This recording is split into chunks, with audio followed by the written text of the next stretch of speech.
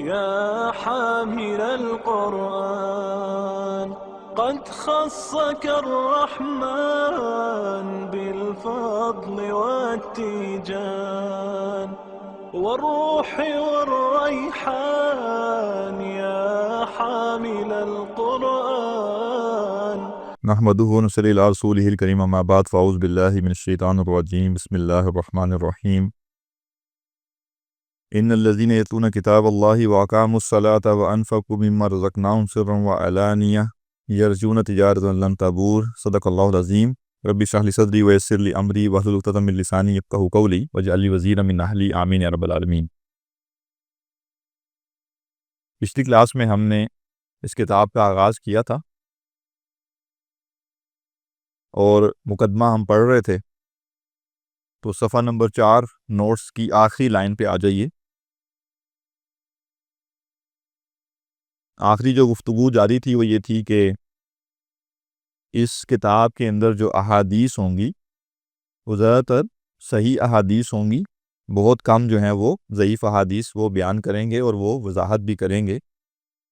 اور وہ انہوں نے کہا کہ وَعَلَمْ أَنَّ الْعُلَمَاءَ مِنَ الْحَدِيثِ وَغَيْرِهِمْ، کہ علماء اہل الحدیث اور دوسرے جو علماء ہیں جوّزوا العمل بالضعیف، انہوں نے جائز قرار دیا عمل کرنا ضعیف حدیث پر فی فضائل الاعمال، کون سی احادیث جو فضائل اعمال سے متعلق ہوں. تو یہ ہمارے ہاں ایک سٹینڈرڈ رائے ہے، اگرچہ کچھ لوگ اس سے اختلاف کرتے ہیں، لیکن جمہور علماء یعنی اہل سنہ والجماعہ کے علماء کی عظیم اکثریت یہ مانتی ہے کہ جو ضعیف حدیث ہے وہ بعض صورتوں میں اور بعض شرائط کے ساتھ قابل قبول ہے. ٹھیک ہے، ویسے تو بحث ساری اصول حدیث کی ہے، لیکن مختصراً بات یہ ہے کہ وہ حدیث جو فضائل اعمال سے متعلق ہو، یعنی جس میں کسی عمل کی فضیلت بیان کی گئی ہو اور وہ فضیلت ایک ایسے عمل کی ہو جو عمل دین سے ثابت ہے، تو ایسی احادیث کے بارے میں اکثر علماء یہ کہتے ہیں کہ وہ ضعیف بھی ہو تو وہ قابل عمل ہے، اس پر عمل کیا جا سکتا ہے. تو یہ یہاں پہ اسی کو بیان کر رہے ہیں اور کہہ رہے ہیں کہ اگر اس کتاب میں کوئی ضعیف حدیث آئی بھی ہے تو یہ رویہ جو اب آیا ہے نا، ضعیف از اکول ٹو 0، یہ جان لیجیے یہ نیا تصور ہے، یہ ماضی میں نہیں تھا. یہ ضعیف کو ملٹی پلائی بائی 0 کر دینا یہ ماضی میں اس طرح سے نہیں تھا، یہ 100-150 سال پہلے کی بات ہے. ورنہ اس سے پہلے ضعیف حدیث کا بڑا حصہ جو ہے جو کہ فضائل اعمال سے متعلق ہے اس کے اوپر اہل علم عمل کرتے تھے، اس کو بیان بھی کرتے تھے. اب اس میں 2 انتہائیں آ جاتی ہیں نا، مسئلہ یہ ہے ایک چیز ایک انتہا پہ جاتی ہے تو اس کے رد عمل میں پھر دوسری انتہا آ جاتی ہے. تو ضعیف احادیث کو بیان کرنا یا ان پر عمل کرنا یہ کوئی اجنبی بات نہیں تھی، البتہ باؤنڈریز طے تھی کہ یہ عقائد سے متعلق نہیں ہونی چاہیے، اعمال سے یعنی فقہی احکام سے متعلق نہیں ہونی چاہیے، ٹھیک ہے، اور فضائل اعمال سے متعلق ہوں اور بہت زیادہ ضعیف نہ ہوں، اور کچھ کنڈیشنز تھی. تو جب اس طرح سے کچھ کنڈیشنز کے اوپر ان ضعیف احادیث کو بیان کیا گیا، ان پر عمل کیا گیا، تو دوسری انتہا یہ پیدا ہوئی کہ لوگوں نے فرق کرنا ہی چھوڑ دیا. ہر حدیث وہ ایون ضعیف کیا موضوع بھی ہو وہ بھی بیان کرنا شروع کر دیا، اس کی بنیاد پر بھی دین بیان کرنا شروع کر دیا. اس کے رد عمل میں کچھ لوگوں نے کیا کیا، انہوں نے کہا جی ہم صرف صحیح حدیث قبول کریں گے اور ہر ضعیف حدیث ہم قبول نہیں کریں گے، وہ دوسری انتہا پہ چلے گے. تو ہم کہیں گے جو معتدل بات ہے وہ وہی ہے جس پر ہمارے اسلاف قائم تھے. امام بخاری رحمہ اللہ محدثین کے آپ کے لکھتا سے سردار ہے نا، یعنی سب سے بڑے محدث ہیں، اور حدیث کی سب سے اتھینٹک کتاب امام بخاری کی ہے. یہ بات تقریباً سب کو پتہ ہے. یہ بات بہت سے لوگوں کو نہیں پتہ ہے کہ امام بخاری نے حدیث کی ایک اور کتاب بھی مرتب کی ہے اور اس کا نام ہے الادب المفرد. ٹھیک ہے نا، عظیم اکثریت کو یہ بات نہیں معلوم ہوتی. اور الادب المفرد میں اچھی خاصی تعداد میں ضعیف حدیثیں موجود ہیں، یعنی وہی محدث جن کی حدیث کی کتاب سب سے اصح الکتب بعد کتاب اللہ، کی کتابوں میں سب سے صحیح کتاب اللہ کی کتاب کے بعد وہ کیا ہے، صحیح بخاری، اتھینٹسٹی کے لحاظ سے. لیکن وہی محدث جب ایک اور کتاب کمپائل کرتے ہیں الادب المفرد کے نام سے، تو اس میں بہت بڑا حصہ اس کا ضعیف احادیث پر مشتمل ہے. تو وجہ کیا؟ وجہ یہ ہے وہی جو اصول تھا. جو کتاب انہوں نے لیگل بک کمپائل کی اس کے اندر انہوں نے ضعیف حدیث لائی نہیں، بلکہ صحیح بھی نہیں سپر صحیح حدیث لے کر آئے. ٹھیک ہے نا، یہ عام صحیح بھی نہیں بلکہ صحیح بخاری کی جو صحیح ہوتی ہے نا وہ سپر صحیح ہوتی ہے. ٹھیک ہے نا، وہ یعنی زیادہ نیکسٹ لیول کی صحیح حدیث ہوتی ہے. لیکن وہی محدث ایک اور کتاب جو لکھ رہے ہیں اس میں وہ ضعیف احادیث بھی درج کر رہے ہیں، کیونکہ الادب المفرد جو ہے وہ فقہ کی کتاب نہیں ہے یا وہ عقیدے کی کتاب نہیں ہے، وہ آداب کی کتاب ہے۔ اس میں دینی اعمال اور دینی جو معاملات ہیں اس کے آداب بیان ہوئے ہیں، اور وہ ایسی چیز ہے کہ اس سے کوئی دین میں بڑا فرق پیدا نہیں ہوتا، لہٰذا وہی محدث وہاں پہ ضعیف حدیث بھی لا رہے ہیں۔ اور اس کے بعد پھر جتنے بڑے بڑے محدثین ہیں آپ دیکھیں ان سب کی کتابوں میں ضعیف احادیث موجود ہیں، تو ایسا تو نہیں کہ ان کو پتہ نہیں تھا کہ یہ حدیثیں ضعیف ہیں۔ امام ترمذی خود ذکر کر دیتے ہیں کہ یہ حدیث ضعیف ہے، پھر بھی اپنی کتاب میں لکھتے ہیں۔ تو یہ سمجھنا کہ ضعیف حدیث ملٹیپلائی بائی 0 ہے، یہ تصور ماضی میں محدثین کا نہیں تھا۔ ہاں، دوسری جو انتہا پیدا ہوئی کہ ہر ضعیف جس طرح کی بھی ہے، جس مرضی موضوع سے متعلق ہے اس کو لے لو، یہ کیا تھا؟ یہ غلط تھا۔ اور اس کا جو رد عمل تھا کہ ہر ضعیف حدیث ایک جیسی ہے اور وہ ساری کی ساری کیا ریجیکٹڈ ہیں، یہ بھی کیا ہے؟ دوسری انتہا ہے۔ یہ دونوں آراء معتدل نہیں۔ معتدل رائے وہ ہے جو یہاں پہ امام نووی رحمہ اللہ ذکر کر رہے ہیں۔ وَمَعَ هَذَا، اور اس کے باوجود وہ کہہ رہے ہیں کہ اگرچہ علماء جو جمہور علماء ہیں وہ ضعیف حدیث پر عمل کو جائز قرار دیتے ہیں فضائل اعمال میں، اس کے باوجود فَإِنِّي أَقْتَصِرُ عَلَى الصَّحِيحِ، میں صحیح پر ہی اکتفا کروں گا۔ اور اس کتاب میں جو بھی احادیث وہ لائے وہ 99% صحیح احادیث ہی ہیں، چند گنتی کی احادیث ہوں گی جو کہ ضعیف ہوں گی۔ فَلَا أَذْكُرُ ضعیف إِلَّا فِي بَعْضِ الْأَحْوَالِ، میں چند صورتوں کے علاوہ ضعیف حدیث بیان نہیں کروں گا۔ وَعَلَى اللَّهِ الْكَرِيمِ تَوَكُّلِي وَاعْتِمَادِي، اور اللہ تعالیٰ ہی کی ذات پر میرا توکل بھی ہے اور میرا اعتماد بھی ہے۔ وَإِلَيْهِ تَفْوِيضِي وَاسْتِنَادِي، اور اسی کی طرف میں اپنے معاملات سونپتا ہوں اور اسی پر میرا سہارا ہے۔ وَأَسْأَلُهُ سُلُوكَ سَبِيلِ الرِّشَاد، اور میں اس سے مطالبہ کرتا ہوں کہ وہ مجھے ہدایت کے رستے پر چلائے۔ وَالْإِسْمَةَ مِنْ أَهْلِ الزَّيِّغِ وَالْإِنَادِ، اور مجھے محفوظ رکھے گمراہ اور اناد رکھنے والوں سے۔ وَالدَّوَامَ عَلَى ذَلِكَ، اور اس سارے کے اوپر مجھے استقامت عطا کرے۔ وَغَيْرِهِ مِنَ الْخَيْرِ فِي ازْدِيَادٍ، اور اس کے علاوہ اور بھی جو بھی نیکی کام ہیں اس میں مجھے جو ہے وہ اور زیادہ عطا کرے۔ وَأَبْتَهِلُ إِلَيْهِ سُبْحَانَهُ، اور میں اس کی جناب میں گڑ گڑاتا ہوں أَن يُوَفِّقَنِي لِمَرْضَاتِهِ، کہ وہ مجھے اپنی رضامندی کی توفیق عطا کرے، یعنی جو جس چیز سے وہ راضی ہوتا ہے مجھے وہ اس کی توفیق عطا کرے۔ وَأَن يَجْعَلَنِي مِمَّن يَخْشَاهُ، اور وہ مجھے شامل کرے ان لوگوں میں جو اس سے ڈرتے ہیں، وَيَتَّقِيهِ، اس کا تقوی اختیار کرتے ہیں، حق تقاتہ، جیسے اس کے تقوی کا حق ہے۔ وَأَن يَهْدِيَنِي بِحُسْنِ النِّيَّاتِ، اور یہ کہ مجھے وہ اچھی نیت، حسن نیت کی توفیق عطا کرے۔ وَيَسَّرَ لِي جَمِيعِ أَنْوَاعِ الْخَيْرَاتِ، اور وہ میرے لیے آسان کر دے ہر طرح کا نیکی کا کام۔ وَيُعِينَنِي عَلَىٰ أَنْوَاعِ الْمُكْرَمَاتِ، اور وہ میری اعانت کرے، میری مدد کرے سارے جو اعزاز کے معاملات ہیں، عزت کے معاملات ہیں ان پر۔ وَيُدِيمُنِي عَلَىٰ ذَلِكَ حَتَّى الْمَمَاتِ، اور موت تک مجھے اس پر استقامت عطا کرے، آمین۔ وَأَن يَفْعَلَ ذَلِكَ كُلَّهُ بِجَمِيعِ أَحْبَابِي، اور یہ سارا کچھ وہ کہہ رہے ہیں جو میں نے اپنے لیے مانگا ہے، یہ سب کچھ وہ عطا کرے جو سارے میرے احباب ہیں ان کو بھی، وَسَائِرِ الْمُسْلِمِينَ وَالْمُسْلِمَاتِ، اور تمام مسلمان مردوں اور مسلمان عورتوں کو بھی یہ سب اللہ تعالیٰ عطا کرے۔ وَحَسْبِيَ اللَّهُ وَنِعْمَ الْوَكِيلُ، اور اللہ میرے لیے کافی ہے اور وہ کیا خوب کارساز ہے۔ وَلَا حَوْلَ وَلَا قُوَّةَ إِلَّا بِاللَّهِ، اور کوئی طاقت کوئی زور نہیں مگر اللہ کا ہی۔ العلی، جو بہت بلند مرتبہ ہے، العظیم، وہ نہایت عظمت والا ہے۔ وَيَشْتَمِلُ هَذَا الْكِتَابُ عَلَىٰ 10 أبواب، یہ کتاب 10 ابواب پر مشتمل ہے۔ الفہرس الاجمالی، تو اس کی جو مختصر جو فہرست ہے وہ کیا ہے؟ الباب الاول، پہلا باب ہے فی اطراف من فضیلت تلاوت القرآن و حملتہ، قرآن مجید کی تلاوت اور حاملین قرآن کی فضیلت۔ اور یہ اطراف کا مطلب ہے کہ بس ایک اس کا پہلو بیان کریں گے ایک نظر میں، بہت مختصر چند صفحات پر مشتمل یہ باب ہے۔ الباب الثانی، دوسرا باب ہے فی ترجیح القراءۃ والقاری علی غیرہما، قرآن کا پڑھنا اور قرآن کا پڑھنے والا باقی ہر چیز سے برتر ہے۔ ایک چیز نوٹ کر لیجئے، آگے بار بار آئے گی۔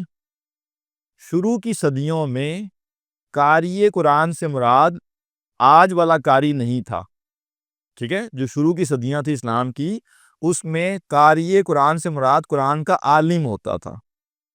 آج قاری قرآن کہتے ہیں وہ جو کہ قرآن کو اچھی طرح ریسائٹ کر سکتا ہو، پڑھ سکتا ہو، ٹھیک ہے، چاہے اس کو قرآن کا ترجمہ بھی نہ آتا ہو۔ یعنی کئی لوگ ہیں جن کو ہم کہتے ہیں قاری صاحب، تو قاری صاحب سے پتہ چلتا ہے کہ جی ان کو قرآن کا ترجمہ بھی نہیں آتا لیکن وہ قاری صاحب ہے، یعنی وہ تجوید سے اور تلفظ اچھا ہے ان کا اور اچھے لہجے میں وہ قرآن پڑھتے ہیں تو وہ قاری صاحب ہیں، یا بچوں کو جو نازا پڑھاتے ہیں ہم اس کو قاری صاحب کہہ دیتے ہیں، ٹھیک ہے؟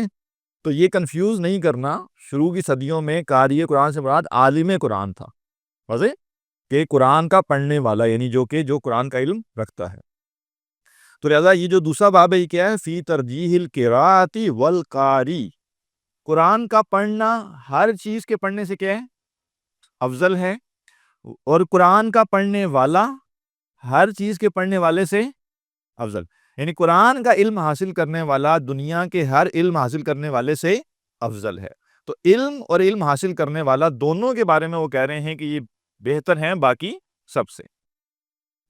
الباب الثالث، تیسرا باب، فی اکرام اہل القرآن والنہی عن ایذائہم، اہل قرآن کا اکرام کرنا اور ان کو ایذا دینے کی ممانعت۔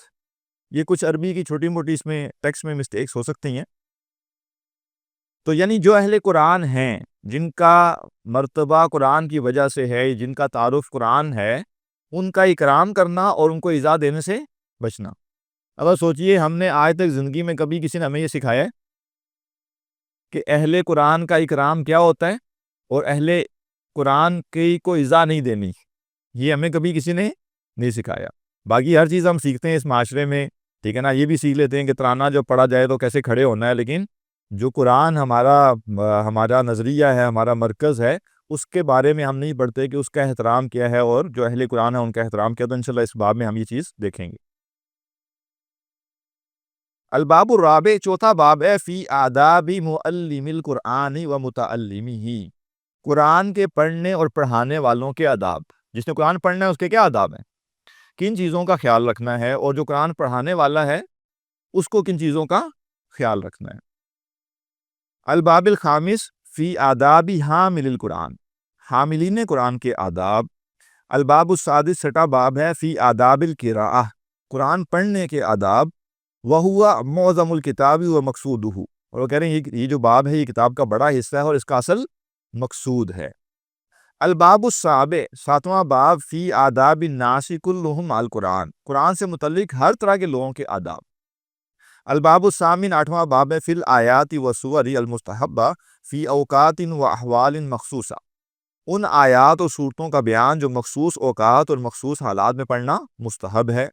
الباب التاسع، نواں باب ہے، فی کتابت القرآن و اکرام المصحف، قرآن کی کتابت، ظاہر ہے کچھ عرصہ پہلے تک قرآن مجید ہاتھ سے لکھا جاتا تھا نا، تو وہ کہہ رہے ہیں کہ اس کے کیا آداب ہے جس نے قرآن لکھنا ہے، اور جو مصحف ہے، جو پرنٹڈ قرآن ہے، اس کے آداب کیا ہے۔ یہ بھی نوٹ رکھیے کہ یہ جو پرنٹڈ مصحف ہوتا ہے نا، اس کو جو صحیح ٹیکنیکل بات ہے وہ یہ ہے کہ اس کو ہم مصحف کہیں، قرآن نہ کہیں، ٹھیک ہے نا، اس کو کیا کہیں؟ مصحف، قرآن نہیں۔ کیوں؟ قرآن اللہ کے کلام کا نام ہے، اور وہ کلام ایک بک کی شکل میں ہمارے پاس کیا ہے؟ لکھا ہوا موجود۔ فرق کیا ہوگا؟ مثلا میں یہ تو کہہ سکتا ہوں کہ مجھے 10 مصحف چاہیے، مجھے 20 مصحف چاہیے، لیکن میں یہ کیسے کہہ سکتا ہوں کہ مجھے 20 قرآن چاہیے؟ قرآن کتنا؟ قرآن تو ایک ہی ہے نا، بات سمجھے؟ تو اس لیے اہل علم نے کیا کیا کہ اس کو باقاعدہ الگ سے ایک نام دیا کہ جو پرنٹڈ قرآن ہے اس کو ہم کیا کہیں گے؟ مصحف۔ اور ویسے جب آپ کہیں گے کہ اللہ قرآن میں یہ فرماتا ہے، یا میں نے قرآن حفظ کیا، یا میں قرآن پڑھ رہا ہوں، اس وقت آپ یہ نہیں، اس وقت آپ قرآن نہیں کہیں گے۔ لیکن جب آپ کا مقصود ایک پرنٹڈ جو کاپی ہے اس کو بیان کرنا ہو تو آپ کہیں گے کہ مصحف۔ ہمارے ہاں قرآن کا لفظ بھی بول دیا جاتا ہے، اس کو یہ نہیں کہ ہم کہیں گے گمراہی ہے، لیکن جو علمی معاملہ وہ یہ ہے کہ اس کو مصحف کہا جائے۔ تو اس میں یہاں پہ انہوں نے کیا کہا کہ اکرام المصحف، کہ جب پرنٹڈ شکل میں قرآن ہمارے پاس ہوگا تو اس کا ہم نے اکرام کیسے کرنا ہے۔ اور الباب العاشر، 10واں باب ہے، فی ضبط الفاظ ھذا الکتاب، اس کتاب کے جو مشکل الفاظ ہیں اس کی وضاحت انہوں نے آخری باب میں کر دی۔ گویا 9 ابواب ہیں اس کتاب کے جو آداب قرآن سے متعلق مختلف پہلوؤں کو بیان کرتے ہیں۔ الباب الاول، پہلا باب، فی اطراف من فضیلت تلاوت القرآن و حملتہ، قرآن مجید کی تلاوت کی فضیلت اور اس کے جو حاملین ہیں ان کی فضیلت ایک نظر میں مختصراً۔ قال اللہ عز وجل، اللہ تعالیٰ فرماتا ہے، اعوذ باللہ من الشیطان الرجیم، بسم اللہ الرحمن الرحیم، ان الذین یتلون کتاب اللہ، بے شک وہ لوگ جو اللہ کی کتاب کی تلاوت کرتے ہیں، وہ اقاموا الصلاۃ، اور نماز قائم کرتے ہیں، وانفقوا مما رزقناہم سرا وعلانیہ، اور وہ خرچ کرتے ہیں اس میں سے جو ہم نے دیا، پوشیدہ بھی اور اعلانیہ بھی، یرجون تجارتا لن تبور، وہ ایک ایسی تجارت کی امید کرتے ہیں جس میں خسارہ نہیں ہے۔ لیوفیہم اجورہم، تاکہ وہ انہیں ان کا اجر پورا دے، ویزیدہم من فضلہ، اور اپنے فضل سے اور بھی زیادہ عطا کرے، انہ غفور شکور، بے شک وہ بہت بخشنے والا قدردان ہے۔ اور روینہ عن عثمان ابن عفان، اور کہتے ہیں ہم نے روایت کی یہ حدیث حضرت عثمان بن عفان رضی اللہ عنہ سے، قال وہ کہتے ہیں قال رسول اللہ صلی اللہ علیہ وسلم، اللہ کے رسول صلی اللہ علیہ وسلم نے فرمایا، خیرکم من تعلم القرآن وعلمہ، تم میں سے دی بیسٹ وہ ہے جو قرآن کو سیکھے اور دوسروں کو سکھائے۔ یہ حدیث تقریباً ہم میں سے ہر شخص نے پڑھی ہے، ٹھیک ہے، تقریباً ہم میں سے ہر شخص نے یہ حدیث یا پڑھی ہے یا سنی ہے، لیکن اس کے باوجود اس حدیث میں جو کہا گیا ہے، ہم میں سے عظیم اکثریت اور ہماری قوم کی عظیم اکثریت کو، جیسے ہم کہتے ہیں نا کہ وہ کان پہ جو ہی نہیں رہیں کہ کہا کیا گیا۔ ایک المیہ یہ ہوتا ہے کہ بعض کا ہم کہتے ہیں کہ حدیث میں یہ آیا ہے، حدیث یہ کہتی ہے، تو ہم یہ بھول جاتے ہیں کہ یہ کلام کس کا ہے، ٹھیک ہے نا۔ یہ ایسے ہی جیسے ہم کہیں کہ اقبال کے شعر میں یہ ہے اور غالب نے یہ کہا ہے، تو نعوذ باللہ یہ ایسا تو نہیں ہے نا کہ آپ ایک کوٹیشن بیان کر دیں، اب یہ حدیث میں یہ بات آئی، حدیث میں آئی نہیں، حدیث کرتے کرتے بعض کا ہم اتنا اس کو لائٹلی لے لیتے ہیں کہ ہمیں یہ احساس بھی نہیں ہوتا کہ یہ بات کی ویلیو کیا ہے۔ تو اس لیے یہ احساس کرنا کہ جب ہم کہتے ہیں یہ حدیث ہے تو اس میں یہ کیا ہے، دنیا کے سب سے معزز، سب سے افضل انسان جن کو اللہ تعالیٰ نے رسول بنا کر بھیجا اور جن کا کہا ہوا اس کے بارے میں قرآن مجید کہتا ہے وَمَا يَنطِقُ عَنِ الْهَوَىٰ إِنْ هُوَ إِلَّا وَحْيٌ يُوحَىٰ، یہ تو اپنی خواہش سے کچھ بولتے ہی نہیں، جو بھی بولتے ہیں وہ وہی ہے جو اللہ نے ان کی طرف کی ہے، یعنی ان کا جو کلام ہے وہ پروٹیکٹڈ ہے اللہ کی طرف سے، اور آپ نے مبالغے سے کام نہیں لیا، نعوذ باللہ، ٹھیک ہے، آپ نے کبھی آپ نے شعر نہیں کہے، آپ نے سمبولک باتیں نہیں کی، بلکہ آپ نے جو بات حقیقی تھی وہ اس امت کو بتائی۔ تو یہ جو بات ہے کہ خیرکم من تعلم القرآن، خیرکم عربی میں جو ہے وہ سپرلیٹو ڈگری ہے، تم میں سے دی بیسٹ وہ ہے جو قرآن سیکھے وعلمہ، اور دوسروں کو سکھائے۔ کیا یہ حدیث پڑھ کے کبھی ہم نے اس کو مانا ہے دل سے؟ یعنی کبھی ایسا ہوا ہو، پتہ کیسے چلتا ہے کہ ہم اس حدیث کو مانتے ہیں یا نہیں مانتے؟ تو ٹھیک ہے، اقرار تو ہم کرتے ہیں سب کے سب، اس میں تو کوئی انکار نہیں، لیکن جب ہمیں پتہ چلتا ہے کہ فلاں شخص ڈاکٹر بن رہا ہے، تو ڈاکٹر وہ بن رہا ہوتا ہے، کمائی اس نے کرنی ہے، لیکن خوشی ہمیں ہو رہی ہوتی ہے، ماشاءاللہ جی ماشاءاللہ۔ اور جو ڈاکٹر بن رہا ہے، اس کے والد کو، اس کی والدہ کو، اس کے بھائی کو، اس کے دائیں بھائی جو بھی رشتہ دار ہیں، ہم کتنے پردباغ طریقے سے کیا کرتے ہیں، ان کو مبارکباد دیتے ہیں، جی ماشاءاللہ جی ماشاءاللہ، کیا ہے، یعنی نصیب ہیں آپ کے کہ آپ کا بچہ ہے، آپ کا بھائی آپ کا ڈاکٹر بن رہا۔ کیا ہم جب یہ ہمیں پتہ چلتا ہے کہ فلاں شخص قرآن کا علم حاصل کر رہا ہے، کیا ہمارے اندر یہ احساس ہوتا ہے کہ وہ جو ڈاکٹر بن رہا ہے یہ اس سے بہتر ہے؟ ہم یہ نہیں کہہ رہے جو ڈاکٹر بن رہا ہے گناہ کر رہا ہے، لوگ بات کا دوسری انتہا پہ چلے جاتے ہیں نا، وہ جو کر رہے ہیں وہ بھی اپنی جگہ اچھا کام ہوگا، اجر کا کام ہوگا، ہم اس وقت یہ بات نہیں کر رہے، بات کیا ہو رہی ہے کہ کمپیریزن میں اللہ کے نبی صلی اللہ علیہ وسلم فرما رہے ہیں قرآن کا علم حاصل کرنا دی بیسٹ ہے، اس سے بہتر علم حاصل کرنا کوئی نہیں ہے۔ تو کیا واقعتاً جب ہمیں پتہ چلتا ہے کہ یہ شخص سائیکالوجی پڑھ رہا ہے، یہ شخص میڈیکل پڑھ رہا ہے، یہ شخص انجینئرنگ کر رہا ہے، یہ شخص آئی ٹی، ٹھیک ہے، کا علم حاصل کر رہا ہے، یہ MBA کر رہا ہے، تب ہمیں زیادہ فیل ہوتا ہے کہ یہ کوئی اچھا کام کر رہا ہے، یا جب کسی شخص کے بارے میں پتہ چلتا ہے کہ یہ قرآن کا علم حاصل کر رہا ہے؟ اگر تو قرآن کا علم حاصل کرنے والے کا سن کر ہمیں زیادہ اچھا فیل ہو، زیادہ ہم اس کو نصیب والا سمجھیں، تو اس کا مطلب ہے اس حدیث کو ہم واقعتاً مانتے ہیں۔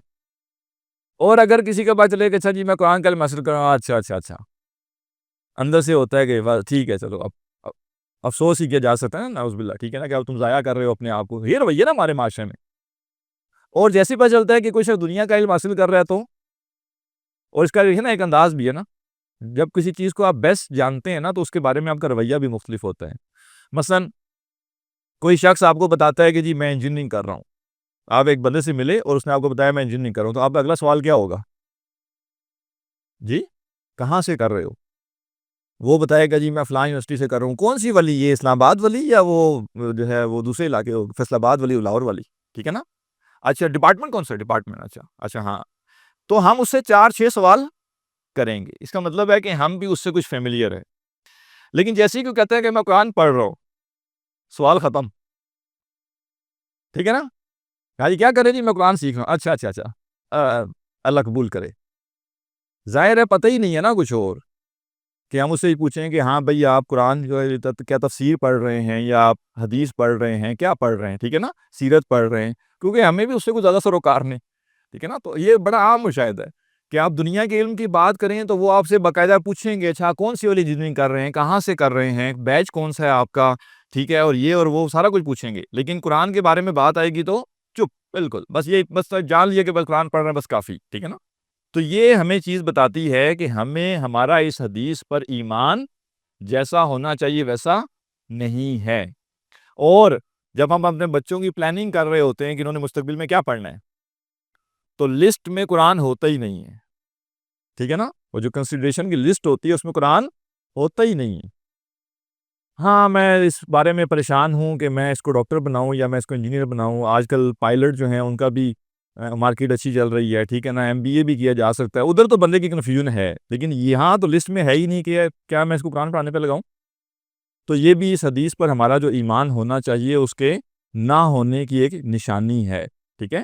اور جو سب سے زیادہ خطرناک بات ہے وہ کیا ہے کہ بچہ پیورٹی پہ اسکول جا رہے ہیں, اس کے لیے اسپیشل گاڑی لگی ہوئی ہے, فیس بھی ہیوی دی جا رہی ہے اور سارا کچھ ہو رہا ہے. اور پیرنٹس کی رہائش بچوں کے اسکول کے مطابق ہوتی ہے کہ بچے کا اسکول کہاں ہے اور اس کی روٹین کیا ہے. اور لوگ دن میں آفس سے بریک لے کے آتے ہیں بچوں کو اسکول سے گھر چھوڑنے کے لیے. یعنی وہی نہیں کہتے کہ بھئی کوئی ایسا اسکول ہونا چاہیے جو شام 5 بجے چھٹی ہو, میں نہیں بیچ میں نکل کے آ سکتا, ٹھیک ہے نا, میرے اور بڑے کام ہیں. وہاں ہم ہر چیز ایڈجسٹ کرتے ہیں بچوں کے مطابق.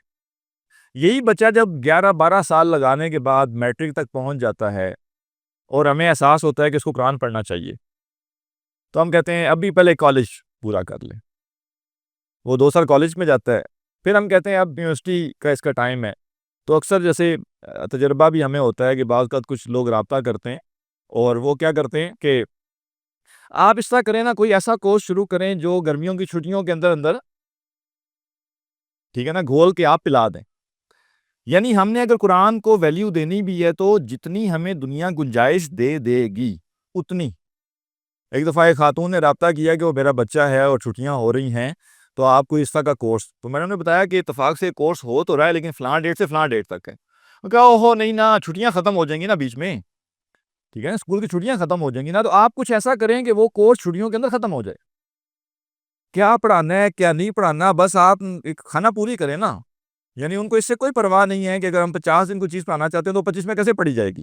ان کو یہ ہے کہ بس ایک ٹک لگانی نا ہم نے کہ بھئی ہم نے ساتھ بچے کو تھوڑا سا دھیمی بتا دیا, لہٰذا بس اگر 25 چھٹیاں تو 25 کے اندر ختم کریں, آپ چھوڑیں آپ لمبی کہانی کو. تو یہ رویہ ہمارا ہمیں بتاتا ہے کہ ہم اس حدیث پر یہ ایمان اگر رکھتے ہوتے کہ قرآن کا علم سب سے بہتر علم ہے اور اس کے بعد قرآن کا پڑھانے والا سب سے بہتر علم جو پڑھایا جا سکتا ہے وہ قرآن ہے, تو ہماری روش ایسے نہ ہوتی. وعن عائشہ رضی اللہ عنہا قالت قال رسول اللہ صلی اللہ علیہ وسلم, حضرت عائشہ رضی اللہ عنہا سے مروی ہے, وہ فرماتی ہیں کہ اللہ کے رسول صلی اللہ علیہ وسلم نے فرمایا الذی یقرأ القرآن وہو ماہر بہ, وہ شخص جو قرآن مجید کو پڑھتا ہے اور وہ اس کے پڑھنے میں ماہر ہے, فلوئنٹ ہے, مع السفرۃ الکرام البررہ, اس کا مقام تو اتنا اعلیٰ ہے کہ وہ معزز فرشتے جو لکھنے والے ہیں انسان کے اعمال, اس کا درجہ تو ان کے ساتھ ہے, یعنی گویا مرتبہ ہے اس کا بڑا اعلیٰ. والذی یقرأ القرآن وہو یتتعتع فیہ, اور وہ شخص جو قرآن پڑھتا ہے اور اس کے پڑھنے میں اٹکتا ہے, اس کو دشواری پیش آتی ہے, وہو علیہ شاق, اور اس کا یہ معاملہ اس کے لیے مشقت کا باعث ہوتا ہے, یعنی وہ ڈسکمفرٹ فیل کرتا ہے اس کو پڑھنے میں, یعنی تنگی ہوتی ہے اس کو بہت زیادہ کہ کیسے میں مخارج ادا کروں یا کیسے میں اس کو پروناؤنس کروں. لہو اجران, اس کے لیے دوہرا اجر ہے, ٹھیک ہے. تو اس حدیث نے تو ایکسکیوز ہی ختم کر دیا. میں چاہتا ہوں کہ میں پڑھوں لیکن کیا کروں, میں پڑھنے کی کوشش کرتا ہوں, مجھ سے پڑھا نہیں جاتا لہذا میں نہیں پڑھتا, ٹھیک ہے نا, مجھے صحیح دکھتا نہیں ہے, وہ تھوڑا سی مشکل ہوتی ہے دیکھنے میں, کوئی مسئلہ نہیں. حدیث تو یہ بتا رہی ہے کہ جس کو پڑھنے میں دشواری پیش آ رہی ہے اور وہ کوشش کر رہا ہے اس کے لیے اجر دوہرا ہے. اور کیا خوب کسی نے کہا کہ یہ جو دوہرا اجر ہے کیوں ہے, انہوں نے کہا جی ایک اجر پڑھن دا ایک ارن دا, ٹھیک ہے نا, یعنی ایک پڑھنے کا اجر ہے ایک اڑنے کا اجر ہے. تو لہٰذا ہر صورت میں، یعنی آپ قرآن پڑھنے میں فلوئنٹ ہیں یا آپ کو قرآن پڑھنے میں تنگی پیش آتی ہے، دونوں صورتوں میں کوئی ایکسکیوز نہیں ہے، دونوں صورتوں میں ہی انسان اجر کا مستحق ہے۔ وعن ابی موسیٰ الاشعری رضی اللہ عنہ قال، حضرت ابو موسیٰ اشعری رضی اللہ عنہ فرماتے ہیں، قال رسول اللہ صلی اللہ علیہ وسلم، اللہ کے رسول صلی اللہ علیہ وسلم نے فرمایا، مثل المؤمن الذی یقرأ القرآن، اس مومن کی مثال جو قرآن پڑھتا ہے، مثل الاترجہ، اترجہ ایک یعنی بڑے لیموں کی مانند ایک جو ہے وہ ایک پھل ہے، اس کی مانند ہے، ریحھا طیب و طعمھا طیب، یہ جو پھل ہے اس کی خوشبو بھی عمدہ ہے اور اس کا ذائقہ بھی عمدہ ہے۔ تو وہ شخص وہ مومن جو قرآن پڑھتا ہے، اس کی مثال اس پھل کی مانند ہے جس کا ذائقہ بھی عمدہ ہے اور خوشبو بھی عمدہ ہے۔ وَمَثَلُ الْمُؤْمِنِ الَّذِي لَا يَقْرَأُ الْقُرْآنَ، اور وہ مومن جو قرآن نہیں پڑھتا، مثل التمرہ، اس کی مثال کھجور کی مانند ہے، لا ریح لہا وطعمھا طیب، کہ اس کی کوئی خوشبو تو نہیں ہے، ٹھیک ہے، لیکن اس کا جو ذائقہ ہے وہ کیا ہے؟ میٹھا ہے۔ وطعمھا طیب حلو، اس کا ذائقہ جو ہے وہ اچھا ہے اور میٹھا ہے۔ وَمَثَلُ الْمُنَافِقِ الَّذِي يَقْرَأُ الْقُرْآنَ، اور اس منافق کی مثال جو قرآن پڑھتا ہے، مثل الریحانہ، ریحانہ ایک پھل ہے، اس کی مانند ہے، ریحھا طیب و طعمھا مر، اس کی جو خوشبو ہے وہ تو بڑی پلیزنٹ ہے، بہت اچھی ہے، لیکن اس کا جو ذائقہ ہے وہ بالکل کڑوا۔ وَمَثَلُ الْمُنَافِقِ الَّذِي لَا يَقْرَأُ الْقُرْآنَ، اور وہ منافق جو قرآن بھی نہیں پڑھتا، كَمَثَلِ الْحَنظَلَةِ، اس کی مثال حنظلہ پھول کی مانند ہے، لَيْسَ لَهَا رِيحٌ، اس کی نہ تو کوئی خوشبو ہے، وَطَعْمُهَا مُرٌ، اور اس کا جو ذائقہ ہے وہ بھی کڑوا ہے۔ تو یہ چار مثالیں کیا دی کہ وہ مومن جو مومن ہے، یہ مومن اس کا کیا ہے؟ ذائقہ، اور جب وہ قرآن پڑھتا ہے تو یہ اس کی کیا ہے؟ خوشبو، ٹھیک ہے نا؟ لہٰذا جو مومن ایمان والا بھی ہے اور قرآن بھی پڑھتا ہے، اس کا ٹیسٹ بھی اچھا ہے اور اس کی اسمیل بھی اچھی ہے، ٹھیک ہے نا؟ اور وہ مومن جو مومن تو ہے لیکن قرآن نہیں پڑھتا، یعنی اس کا کوئی معمول نہیں ہے باقاعدہ قرآن پڑھنے کا، تو ٹھیک ہے، قرآن کی تلاوت کو اسلام نے فرض عین قرار نہیں دیا، ٹھیک ہے نا؟ یہ گنجائش رکھی گئی انسان کے لیے، لہٰذا کہا کہ اس کی مثال اس کھجور کی مانند، اس کا ذائقہ تو بہت اچھا ہے لیکن وہ یعنی اس کی خوشبو نہیں ہے۔ خوشبو کیا ہوتی ہے؟ دوسروں کو ملتی ہے، ٹھیک ہے نا؟ یعنی پھل بے شک میں کھا رہا ہوں لیکن اگر اس پھل میں خوشبو ہے تو کچھ نہ کچھ آپ بھی اس سے لطف اندوز ہو ہی جائیں گے، تو یعنی اس کو کہتے ہیں نا کہ اس کا جو اثر ہے وہ پھیلنے والا ہے۔ تو وہ مومن جو قرآن پڑھتا ہے اس سے اوروں کو بھی گویا فائدہ ہو رہا ہے، اور وہ مومن جو قرآن نہیں پڑھتا وہ بس خود دین پر عمل کر رہا ہے لیکن دوسروں کو اس سے فائدہ نہیں ہو رہا۔ اور وہ منافق جو قرآن پڑھتا ہے، وہ ظاہرہ اس کے اندر ایمان تو نہیں، لہذا ذائقہ کوئی نہیں ہے، لیکن وہ اس کا جو خوشبو ہے وہ تو موجود ہے۔ اور وہ منافق جو قرآن بھی نہیں پڑھتا، نہ اس کے اندر ایمان ہے اور نہ ہی وہ قرآن پڑھتا ہے، تو اس کے اندر کوئی خیر موجود نہیں۔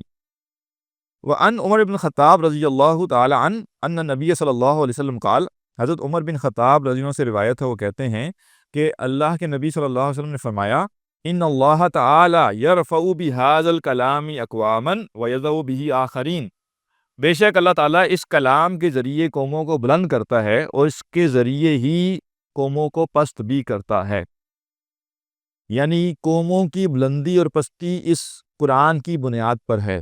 یہاں ہمارے کچھ لوگوں کو ایک بہت بڑی غلطی لاحق ہوئی اس حدیث کو سمجھنے میں، اور وہ غلطی کیا لاحق ہوئی؟ انہوں نے اس حدیث کو لے لیا جنرل، انہوں نے کہا دنیا میں جو قوم بھی غالب ہوتی ہے اصل میں وہ قرآن پر چل رہی ہوتی ہے، اور جو قوم مغلوب ہوتی ہے اصل میں وہ قرآن کے خلاف چل رہی ہوتی ہے۔ لہٰذا آج یورپینز غالب ہیں تو اصل قرآن پر تو عمل وہ یورپینز کر رہے ہیں، اور مسلمان چونکہ مغلوب ہے لہٰذا جو اصل قرآن تھا وہ مسلمانوں نے چھوڑ دیا، اور اس کو کس نے سنبھال لیا؟ اہل مغرب نے۔ تو یہ سمجھنا چاہیے کہ یہ مفہوم بالکل غلط ہے۔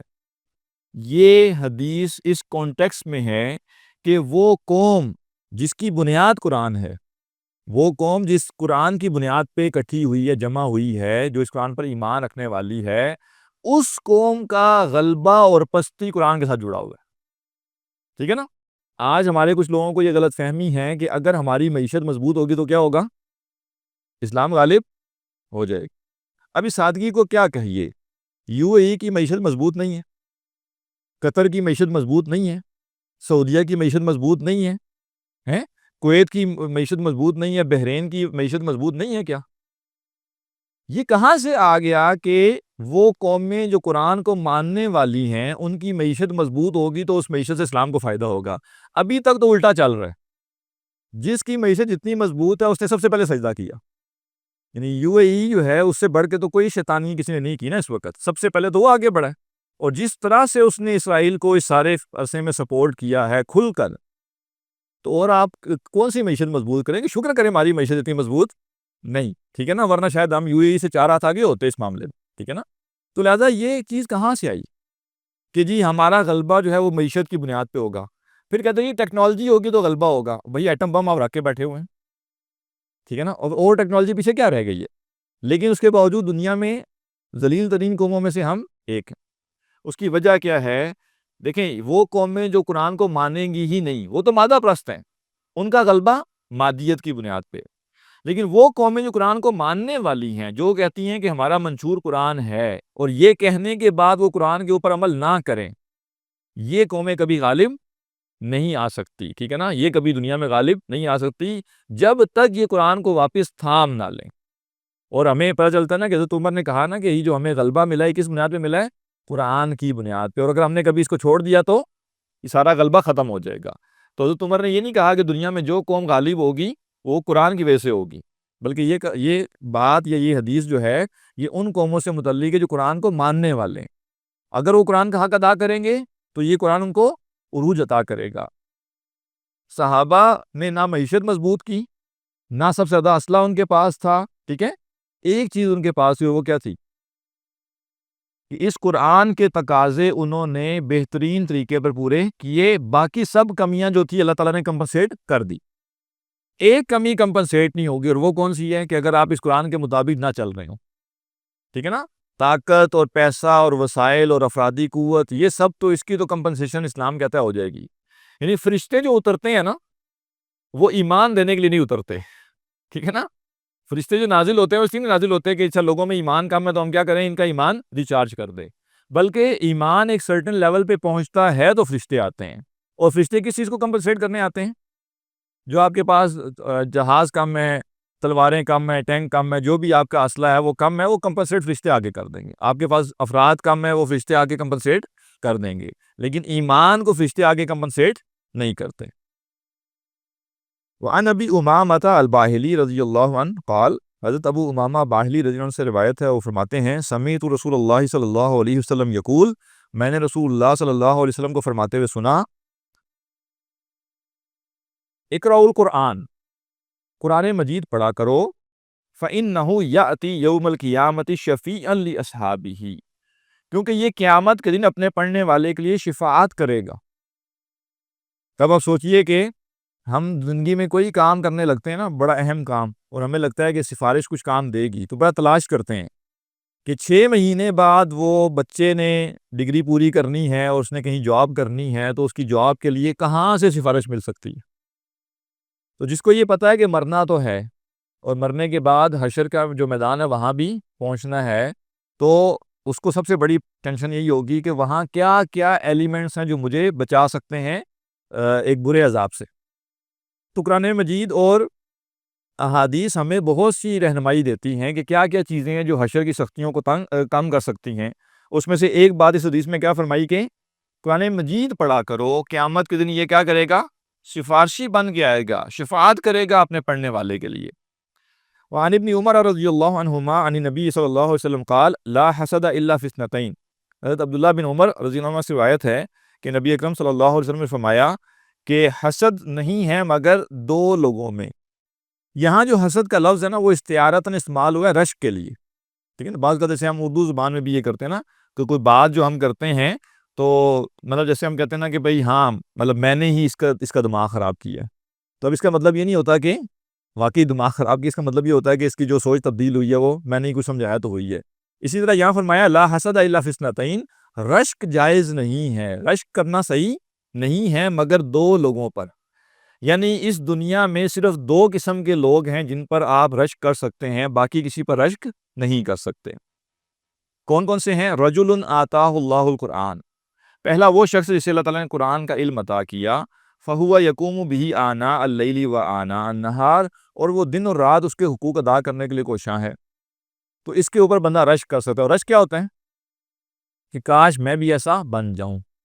تو ہم ایک بندے کو دیکھتے ہیں کہ بھائی اس کا تو اڑنا بچھونا ہی قرآن ہے، دن ہو رات ہو اس کی پوری زندگی قرآن کے گرد گھومتی ہے، کاش اللہ تعالیٰ ہمیں بھی یہ توفیق دے ایسا بنا دے. تو ایک اس شخص پہ رشک کرنا جائز. وَرَجُلٌ آتَاهُ اللَّهُ مَالًا، اور دوسرا وہ شخص جسے اللہ تعالیٰ نے مال دیا ہو، فَهُوَ يُنْفِقُهُ آنَاءَ اللَّيْلِ وَآنَاءَ النَّهَارِ، اور وہ شخص دن رات اس مال کو اللہ کی راہ میں خرچ کر رہا ہو. ٹھیک ہے نا، یہ دو لوگ ہیں جن پر آپ رشک کر سکتے ہیں. جتنے موٹیویشنل سپیکرز ہیں وہ ان کی باتوں پر کوئی رشک نہیں کیا جا سکتا. لیکن وہ تو آپ کو کہتا ہے دیکھیں فلاں شخص بائک سے 1 سال میں دیکھیں فلاں گاڑی تک پہنچ گیا، اور وہ چاہ کیا رہے ہوتے ہیں کہ آپ اس پر رشک کریں. ٹھیک ہے نا، کہ ہاں یہ کامیاب آدمی ہے، دیکھیں نا 1 سال میں بائک سے لے کے مرسیڈیز گاڑی تک پہنچ گیا ہے، تو یہ کامیاب انسان ہے اور مجھے ایسا بننا ہے. حدیث میں واضح کر دیا گیا کہ رشک دو ہی لوگوں پر جائز ہے. ایک وہ جس کو اللہ نے قرآن کا علم عطا کیا اور دن رات وہ اس کے ساتھ بسر کر رہا ہے زندگی، اور دوسرا وہ جس سے اللہ نے مال دیا لیکن وہ مال اس کی راہ میں وہ کھپا رہا ہے. آگے دوسری حدیث میں مزید وضاحت آ رہی ہے. وَرَوَيْنَا أَيْضًا مِنْ رِوَایَتِ عبداللہ بن مسعود رضی اللہ عنہ بِلَفْظٍ، اور وہ کہہ رہے ہیں کہ ہم نے یہی روایت، ایک اور اس کا ورژن بھی ہے، وہ حضرت عبداللہ بن مسعود رضی اللہ عنہ سے روایت ہے. اس کے الفاظ یہ ہیں: لا حسد الا فی اثنتین، کہ رشک جائز نہیں ہے مگر دو لوگوں پر. رجل آتاہ اللہ مالا، پہلا وہ شخص جسے اللہ نے مال عطا کیا ہو، فسلطہ علی ہلاکتہ فی الحق، اور پھر گویا اسے حق کی راہ میں کھپانے پر لگا دیا، کہ ادھر بھی لگا رہا ہے ادھر بھی لگا رہا ہے، اور یعنی مال تو ہے لیکن وہ اپنی ذات پہ بہت کم اور حق میں، راہ حق میں زیادہ لگا رہا ہے. وہ رجل، اور دوسرا شخص وہ ہے آتاہ اللہ حکمتاً، جسے اللہ نے حکمت عطا کی ہو. اور حکمت یہاں کیا ہے؟ قرآن کا علم. اس حدیث میں اس کو قرآن کا علم کہا اور یہاں حکمت کہا. فَهُوَ يَقْضِي بِهَا وَيُعَلِّمُهَا، تو وہ اس کے مطابق فیصلے بھی کرتا ہے اور اسی کی وہ تعلیم بھی دیتا ہے. یہ دو لوگ ہیں جن پر رشک کرنا جائز.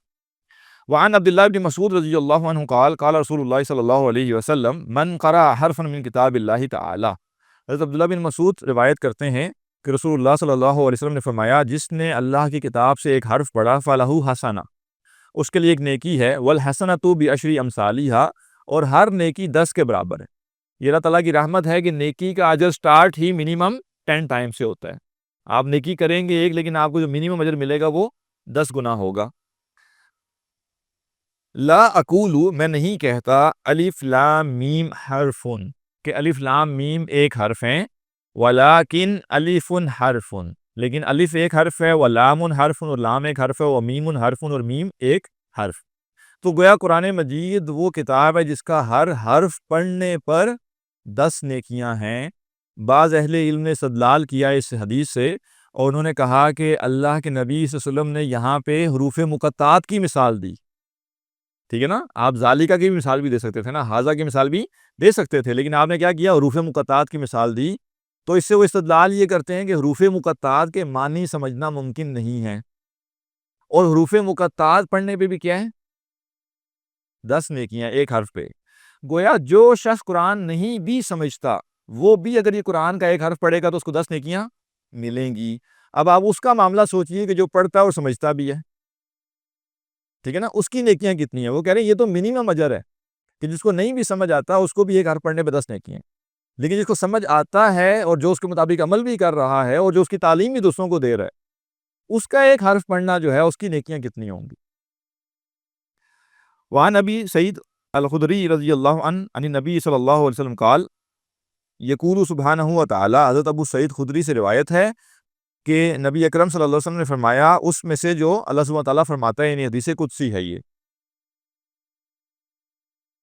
اور یہ غیر معمولی فضیلت ہے علم قرآن کے حوالے سے. من شغلہ القرآن عن ذکری و مسئلتی، جسے قرآن کے پڑھنے پڑھانے نے مشغول کر دیا اور وہ میرا ذکر اور مجھ سے سوال نہ کر سکا، آتیتہ افضل ما اوتی سائلین، میں اسے سوال کرنے والوں سے بھی زیادہ عطا کرتا. یعنی جو لوگ اللہ سے مانگتے ہیں، اللہ تعالیٰ فرما رہا ہے کہ میں ان سے بھی زیادہ کس کو عطا کرتا ہوں؟ جو مجھ سے اس لیے نہیں مانگ سکا کہ قرآن کا پڑھنا پڑھانا اس میں وہ بہت زیادہ مشغول رہا. تو قرآن کے یہ بھی تو اللہ کا ذکر ہی ہے نا. اللہ تعالیٰ فرماتا ہے کہ میں اس کو زیادہ بہتر عطا کرتا ہوں. وفضل کلام اللہ سبحانہ و تعالیٰ، اور اللہ تعالیٰ کے کلام کی فضیلت عن سائر الکلام، تمام باقی کلاموں پر ایسے ہے، کا فضل اللہ تعالیٰ علی خلقہ، جیسے اللہ تعالیٰ کی فضیلت اس کی مخلوقات پر ہے. وعن ابن عباس رضی اللہ عنہما قال قال رسول اللہ صلی اللہ علیہ وسلم ان الذی لیس فی جوفہ شیء من القرآن کالبیت الخرب۔ حضرت عبداللہ بن عباس رضی اللہ عنہ سے مروی ہے کہ رسول اللہ صلی اللہ علیہ وسلم نے فرمایا کہ وہ شخص جس کے دل میں قرآن کا کوئی حصہ نہیں، وہ اجڑے ہوئے گھر کی مانند، وہ ایک ویران گھر کی مانند۔ گویا یہ بھی ایک ہمارے لیے ضروری چیز ہے کہ ہمارا جو دل ہے اس کے اندر قرآن کا کچھ حصہ ہو، اور اس سے مراد حفظ بھی ہے کہ کچھ نہ کچھ حصہ ہمیں قرآن کا حفظ ہو، اور اس سے مراد صرف یہ نہیں ہے کہ حفظ کر کے بھول بھال گئے، بس پتہ ہے کہ بس ٹھیک ہے کبھی حفظ کیا تھا۔ یعنی دل میں ہونے کا مطلب ہے کہ اس کی تاثیر بھی تو ہو نا۔ جیسے کوئی چیز کہیں پہ رکھی ہوئی ہوتی ہے تو وہ جو ایٹماسفیئر کریٹ ہوتا ہے اس میں اس کا کچھ عمل دخل ہوتا ہے نا، تو جس کے دل میں قرآن ہوگا، اس کی علامت کیا ہے کہ کس کے دل میں قرآن ہے؟ جی عمل سے، جی عمل سے بھی ہے، اور دوسرا یہ ہے کہ کچھ چیزیں ہیں کہ جو دل میں جمع نہیں ہوتی، یعنی دو چیزیں دل میں ایٹ اے ٹائم جمع نہیں ہوتی۔ تو یہ نہیں ہو سکتا کہ کوئی شخص جو ہے، جیسے روایت میں بھی آتا ہے نا کہ یہ قرآن اور یہ جو موسیقی ہے یہ جمع نہیں ہو سکتے۔ تو ایک شخص ہے وہ گانے بھی گنگنا رہا ہے سارا دن، ٹھیک ہے نا، یا گانے بھی سن رہا ہے اور ساتھ وہ کہہ رہا ہے کہ میرے دل میں کیا ہے؟ قرآن بھی۔ وہ پھر اس نے دماغ میں حفظ کیا ہوا ہے، دل میں نہیں۔ تو اس دل میں جب قرآن ہوتا ہے تو اس کے ہوتے ہوئے کچھ اور جو چیزوں کی جگہ نہیں بنتی، اور اگر ان چیزوں کی جگہ بنی ہوئی اس کا مطلب کیا ہے کہ قرآن نہیں۔ تو کچھ چیزوں کے بارے میں ہمیں دین بتاتا ہے کہ قرآن دل میں ہوتے ہوئے یہ چیزیں دل میں جمع نہیں ہو سکتی، ایٹ اے ٹائم ایک ٹائم پہ دونوں چیزیں اکٹھی نہیں ہو سکتی۔ وعن عبداللہ ابن عمرو بن العاص رضی اللہ عنہ عن النبی صلی اللہ علیہ وسلم قال یقال لصاحب القرآن۔ حضرت عبداللہ بن عمرو بن عاص رضی اللہ عنہ سے روایت ہے کہ نبی اکرم صلی اللہ علیہ وسلم نے فرمایا کہ صاحب قرآن سے کہا جائے گا۔ اب دیکھیے اصطلاحات ہمارے ہاں ہے ہی نہیں، آج حدیث میں آ رہی نا اصطلاح، لیکن ہمارے ہاں آج یہ اصطلاحات ہے ہی نہیں۔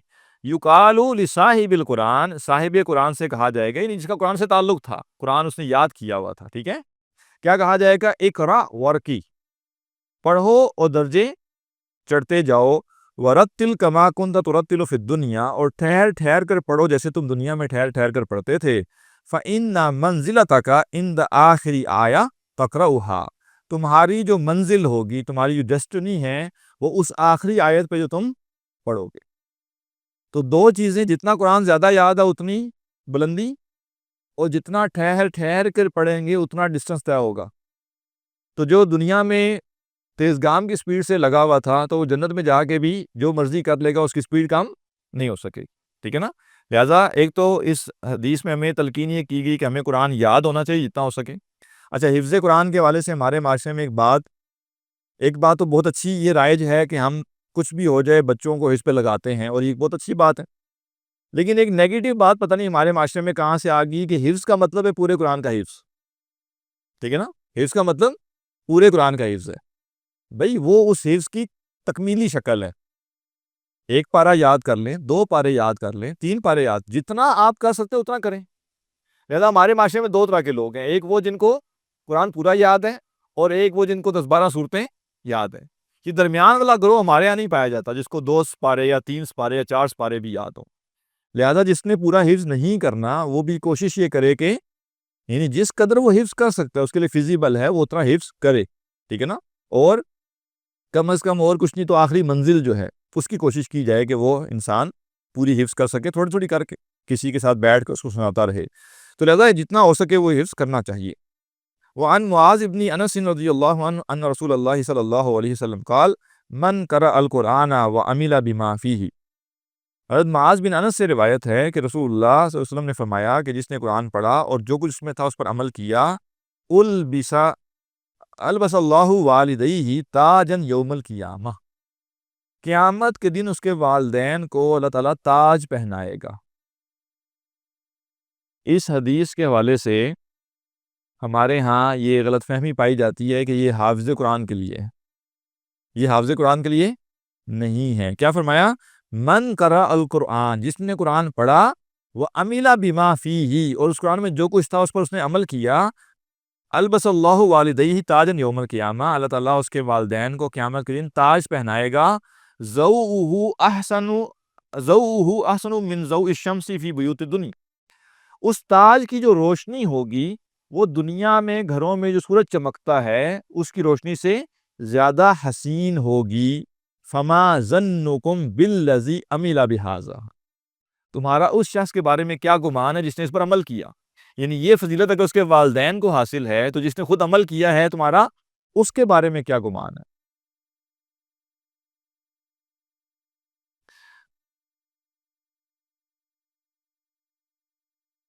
وروى الدارمي بإسناده عن عبد الله بن مسعود رضی اللہ عنہ عن النبی صلی اللہ علیہ وسلم قال اقرأوا القرآن. حضرت عبداللہ بن مسعود سے روایت ہے کہ نبی اکرم صلی اللہ علیہ وسلم نے فرمایا قرآن مجید پڑھا کرو فإن اللہ تعالی لا يعذب قلبا والقرآن. کیا یہ خوبصورت بات. قرآن پڑھا کرو کیونکہ جس دل میں قرآن محفوظ ہوگا اللہ اسے عذاب نہیں دے گا. یہاں بھی اب دیکھیں قرآن پڑھنے کو اور ساتھ میں دل میں محفوظ ہونے کا ذکر ہے. یعنی جو قرآن پڑھتا رہتا ہے قرآن کے معنی اس کے دل کے اوپر نقش ہوئے ہوتے ہیں. جب بھی وہ کوئی کام کرنے لگتا ہے اس کو خیال آتا نہیں قرآن یہ کہتا ہے, نہیں قرآن کی فلاں آیت میں نے یہ پڑھا تھا, قرآن نے تو ہمیں اسی سے منع کیا ہوا ہے, یا اس موقع پہ قرآن نے جو فلاں حکم دیا ہوا ہے وہ کام کرنا چاہیے. اس طرح سے قرآن مجید ہم پڑھیں کہ قرآن مجید کی جو تعلیمات ہیں وہ بھی ہمارے دل پہ نقش ہوں. تو فرمایا کہ قرآن مجید پڑھا کرو کیونکہ جس دل نے قرآن کو کنٹین کیا ہے, محفوظ کیا ہے, اللہ تعالیٰ اسے عذاب نہیں دے گا. وَإِنَّ هَذَا الْقُرْآنَ مَعْدَوَةُ اللَّهِ, اور یہ جو قرآن ہے یہ اللہ کا دسترخوان ہے. فمن داخل فیہ فہو آمن, جو اس میں داخل ہو گیا وہ امن میں آ گیا. ومن احب القرآن فلیبشر, جسے قرآن سے محبت ہو تو وہ خوشی منائے. واحد ہمیں جو قرآن و سنت میں سیلیبریشن کا ذکر ملتا ہے وہ قرآن کے بارے میں ہے, ٹھیک ہے نا. 2 دفعہ قرآن مجید نے اس کی بات کی ہے کہ خوشی منائی جائے, اور خوشی منانے میں 2 جگہ ذکر کس کا ہے, قرآن کا, ٹھیک ہے نا. تو اس دفعہ الحمدللہ یہاں جو تراویح کا پروگرام ہوا تھا بصیرہ میں, تو جس دن اس کی تکمیل تھی, ہم نے بہت خاص قسم کی خوشی منائی تھی, ٹھیک ہے نا. 8-10 آئٹمز لائن پہ لگے ہوئے تھے. تو وہ اسی بنیاد پر کہ یعنی اللہ تعالیٰ نے ہمیں ایک توفیق دی ہے کہ پورا مہینہ ہم نے ترتیل کے ساتھ اس کا کلام سنا ہے, تو سیلیبریٹ اس کو کرنا چاہیے نا, بجائے اس کے کہ باقی ہر چیز کو سیلیبریٹ کرتے ہیں. جس میں اب بچے کو سیلیبریٹ کریں جی بچہ 1 سال کا ہو گیا, مطلب پہلی دفعہ جیسے کوئی انسان 1 سال کا ہوا ہو, ٹھیک ہے نا. باقی سارے بیچارے ہفتوں میں مر جاتے تھے, یہ پہلی دفعہ 1 سال کا ہو گیا, لہذا جشن مناؤ اس کے اوپر. کس چیز کا جشن بھائی, ٹھیک ہے نا. بچہ 1 سال کا ہو گیا, اس پر جشن منایا جا رہا ہے. شادی کو 1 سال ہو گیا جی, اب تو خیر منانا چاہیے. شادی کو کچھ سال گزر جائیں تو منانا چاہیے, کہ اگر قائم دائم چل رہے ہیں تو یہ بھی بہت بڑا ایک کارنامہ ہی ہے. تو ادروائز دنیا میں لوگوں کو یعنی ہوتا تھا, یاد ہی نہیں ہوتا تھا شادی کو, پتہ نہیں 25 ہوئے ہیں یا 30 سال ہوئے ہیں. اب تو یہ ہوتا ہے کہ سال گنے جا رہے ہوتے ہیں کہ جناب وہ 3 سال ہو گئے ہیں ماشاءاللہ, بہت بڑا عرصہ ہے, ٹھیک ہے. اس کو جشن مناؤ اس کا. تو فرمایا کہ ومن حب القرآن, اور جسے قرآن سے محبت ہو فلیبشر, تو وہ خوشی منائے, وہ اس پہ خوشی منائے کہ اس کو ایک بہت بڑی فضیلت حاصل ہوئی ہے. وعن عبد الحمید الحمانی قال, عبد الحمید حمانی رحمہ اللہ کہتے ہیں سألت سفیان الثوری, میں نے حضرت سفیان ثوری رحمہ اللہ سے پوچھا ان الرجل یغزو احب الیک او یقرأ القرآن. اب آپ دیکھیے ہمارے ہاں جو ہماری بحثیں ہوتی ہیں, آپس میں ڈسکشنز ہوتی ہیں, وہ کیسی ہوتی ہیں. اچھا یہ فلاں جو بزنس ہے اگر میں یہ بھی کر لوں تو کیا سمجھتے ہو تم, اس میں فائدہ ہے نہیں ہے, آج کل ای کامرس بڑی اچھی چل رہی ہے تو کیا کرنا چاہیے. اور یہ یعنی ہم جب اکٹھے ہوں گے ہماری بات چیت یا سیاست پہ ہوگی فضول قسم کی, یا پھر ہماری پیسے پہ ہوگی. اب یہ جو اسلاف تھے ان کا معاملہ کیا ہے کہ اکٹھے بیٹھے ہوئے گپ شپ کر رہے ہیں, تو ڈسکشن کن چیزوں پر ہے, قرآن سے متعلق. تو وہ کہہ رہے ہیں کہ حضرت سفیان ثوری سے کہ مجھے یہ بتائیے کہ ایک شخص جو کہ جنگ کرتا ہے یعنی جہاد میں جاتا ہے, آپ کے نزدیک وہ آپ کو زیادہ پسند ہے او یقرأ القرآن, یا وہ شخص جو قرآن پڑھتا ہے. اور یہاں کنسیڈر یہ کرنا ہے کہ جہاد سے مراد فرض کفایہ فرض عین نہیں, ٹھیک ہے نا, یہ فرض عین جہاد کی بات نہیں ہو رہی. فقال, تو سفیان ثوری رحمہ اللہ نے کہا یقرأ القرآن, وہ شخص زیادہ پسندیدہ ہے جو قرآن پڑھتا ہے. کیوں؟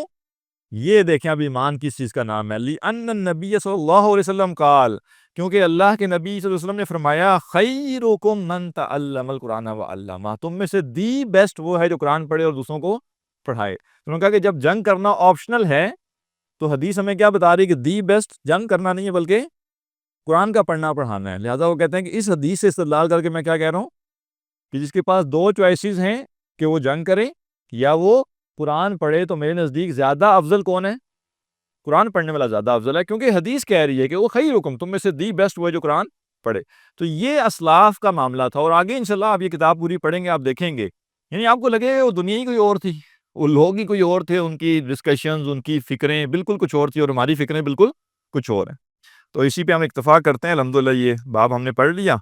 اگلی کلاس میں اس سے آگے شروع کریں گے. بسنته انجلى نوري لهدي الحق أرشدنا